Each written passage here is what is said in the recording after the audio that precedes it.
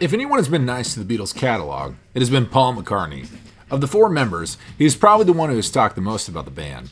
Since the 70s, he began to leave testimonies about his perceptions of their work, and in books like Barry Miles Many Years From Now, or recently, The Lyrics, he has made it clear which are his favorite songs of the band, both his own and those written by his bandmates. So in today's video, we will review most of them.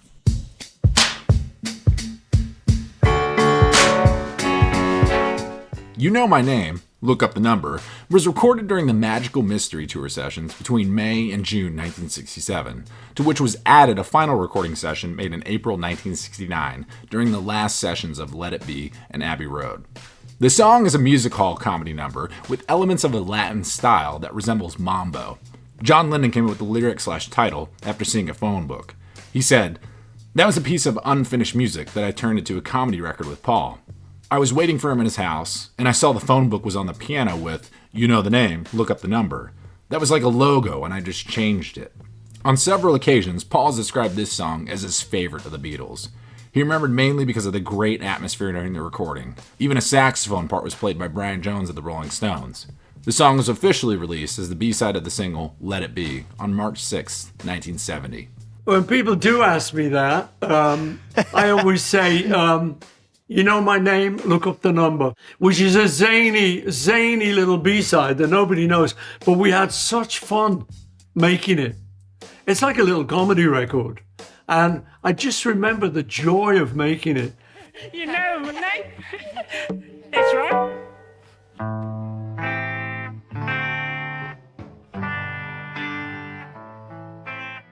Paul has not always mentioned the same song as his favorite, and Here, There, and Everywhere competes for the position because he has also repeatedly listed it as his favorite song. Speaking most recently for his book, The Lyrics, he revealed that, if pressed, he would declare it to be his favorite of all the songs he's written. I like the line, changing my life with a wave of a hand. You know, I look at those kind of lyrics now and sort of think, where did that come from? You know, just my love can just do it by hardly doing anything, waving a hand, and oh my God, she's changed my life. It says a lot in a line.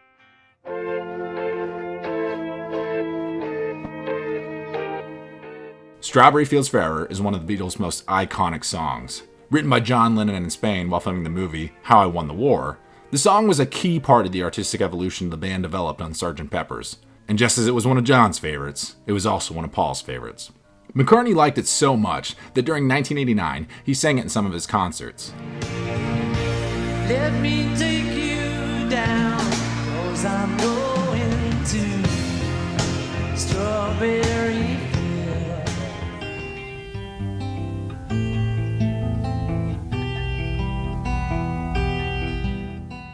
One of the strongest links in Paul's relationship with John during his teenage years was that they had both lost their mothers.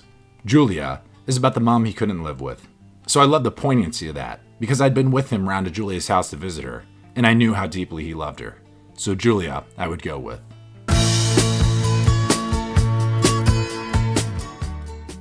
During the promotion of McCartney 3, Paul talked about his favorite George Harrison song from his time as a Beatle.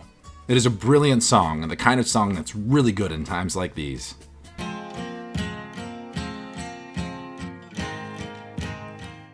This song by John, which was one of his favorite compositions, is also one of Paul's favorites. But despite that, the song had some disputes, and that's why it had so many different versions. John accused Paul of ruining the song.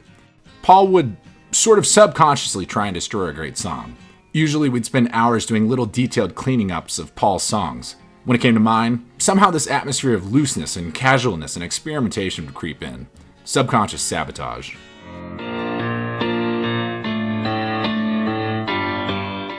The original title was Hey Jules, and it was intended to comfort Julian from the pain caused by his parents' divorce. The song went from that to being one of the most remembered hits of the 20th century, and to this day is a bonding song for people. It remains one of Paul's favorites, and is a song that for over 30 years has been a part of all his concerts.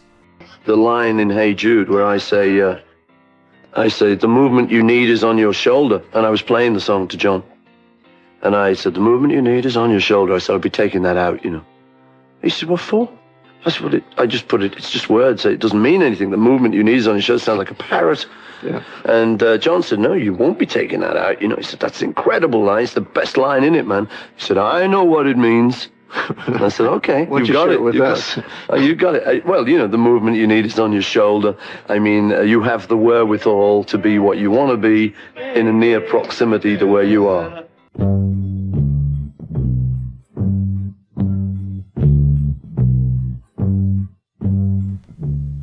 Love Me Do was the moment when McCartney knew the band had arrived. And of From Me to You, he said, that was a pivotal song. Our songwriting lifted a little with that song, McCartney said in 1994. So we were just trying to improve all the time, and we'd listen to something that somebody else had done, and we'd just try and beat it a bit. We'd try and beat what we were doing. And, I mean, by the time we got to something like From Me to You, it was nice, because I remember being very pleased with the chord in the middle, which was different from what we'd been doing. Anything that you want. Then he went, arms along, going to that minor chord there. It was like, ooh, this is something we hadn't done before. I think Yesterday, if it hadn't been so successful, might be my favorite. But when something is so successful, people don't want to make the big hit that everybody wants them to make. They get away from it a little bit, McCartney continued.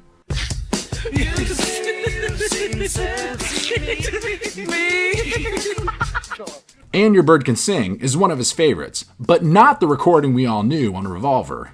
Paul loves an alternate take that was released as late as 1996 as part of Anthology. One of my favorites on the Anthology is And Your Bird Can Sing, which is a nice song, but this take of it was one we couldn't use at the time. John and I got a fit of the giggles while we were doing the double track. You couldn't have released it at the time, but now you can. Sounds great just hearing us lose it on a take.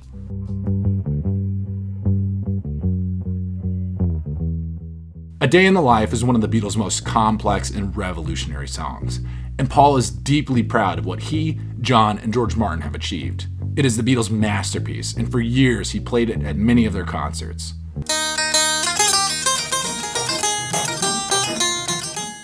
Forget the Indian music and listen to the melody. Don't you think it's a beautiful melody? It's really lovely.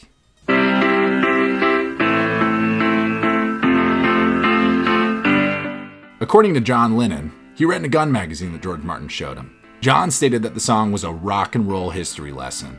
It has 5 different sections, although it is less than 3 minutes long. The recording has McCartney's affection as one that holds great memories for the band. The White Album sessions were marked by problems and fights among the band members, and as Paul recalls, the recording of this song was one of the happiest moments in their history as a group. Let it be, for goodness sake, let it be. Paul clearly loves Let It Be.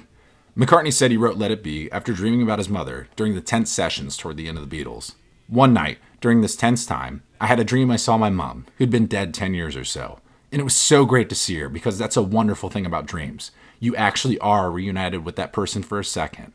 There they are, and you appear to both be physically together again. It was so wonderful for me, and she was very reassuring.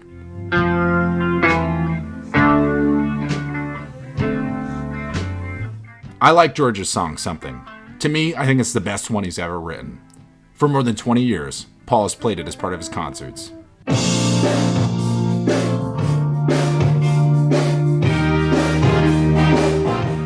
When I came to write it, John came over and helped me with the third verse, as often was the case. We were writing childhood memories, recently faded memories from 8 or 10 years before, so it was recent nostalgia, pleasant memories for both of us. All the places were still there, and because we remembered it so clearly, we could have gone on. The Beatles singles were evolving, and this pair was one of McCartney's favorites. About the songs in the recording, he said he really enjoyed them a lot, and he noted Ringo's great drumming on Rain. McCartney recalled, "Songs have traditionally treated Rain as a bad thing, and what we got onto was that it's no bad thing. There's no greater feeling than the rain dripping down your back."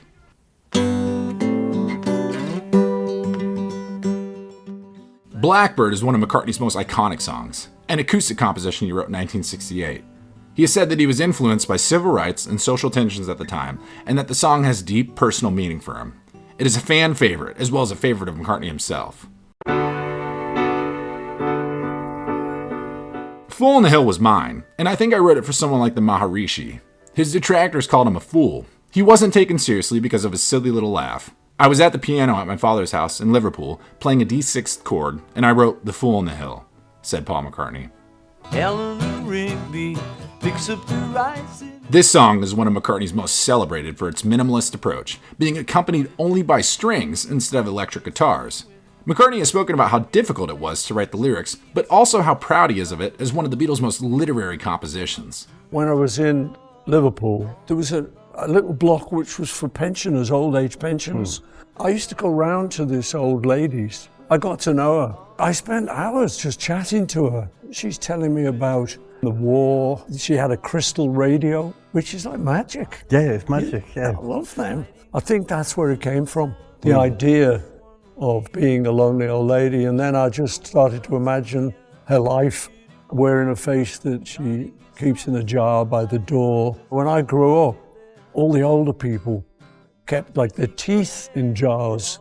So this idea of like having a face, it's like cold cream and all stuff. All the women used to hair in curlers. Yeah. I don't know where they thought they were going. That was always that image, so I kind of followed it through. McCartney has said on several occasions that choosing a handful of favorite Beatles songs is a difficult task because so many of them have special meaning to him, both for their quality and for what they represented in his personal and professional life.